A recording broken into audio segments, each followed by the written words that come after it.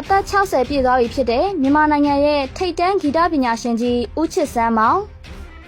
မြန်မာနိုင်ငံရဲ့ဂီတလောကမှာဆယ်စုနှစ်ပေါင်းများစွာတိုင်အောင်ပြည်သက်တွေရဲ့ရင်ထဲမှာနေရာယူထားနိုင်တဲ့ဂီတပညာရှင်ကြီးဦးချစ်စန်းမောင်ကတော့ဒီနေ့မှာပဲဘဝရဲ့မှတ်တိုင်တစ်ခုဖြစ်တဲ့အသက်60ပြည့်မြောက်သွားပြီဖြစ်ပါတယ်။ဆရာချစ်စန်းမောင်ဟာမြန်မာဂီတလောကမှာ IC1 ရဲ့ပင်တိုင်ဂီတသမားတဦးဖြစ်တယ်လို့အနုပညာလောကသားတွေအားလုံးကလေးစားရတဲ့ဆရာတဦးလည်းဖြစ်ပါတယ်။သူတီးခတ်လိုက်တဲ့ဂီတတန်စင်တိုင်းဟာပြည်သက်တွေရဲ့နှလုံးသားကိုခန်းစားနိုင်စွမ်းရှိပြီးဒီကနေ့ထက်ထိအောင်မြင်မှုတွေကိုအရှိန်ဟုန်မပြတ်ထိန်းသိမ်းထားနိုင်သူတစ်ယောက်ပါဒီကနေ့မှာကြောက်ရောက်တဲ့အသက်60ပြည့်မွေးနေ့လေးကိုတော့ဆရာချစ်ကချစ်ရတဲ့မိသားစုဝင်တွေသမီးလေးငယ်ငယ်ချစ်တဲ့ပြေတို့နဲ့အတူအေးအေးချမ်းချမ်းပျော်ပျော်ရွှင်ရွှင်ဖြတ်သန်းခဲ့ရတာကိုတွေ့ရပါတယ်အနုပညာအလုပ်တွေနဲ့အမြဲလှုပ်ရှားနေလေရှိတဲ့ဆရာချစ်အတွက်ဒီမွေးနေ့လေးဟာမိသားစုစုံလုံးလင်ရှိနေတဲ့အမှတ်တရနေ့လေးတစ်နေ့ဖြစ်ခဲ့ပါတယ်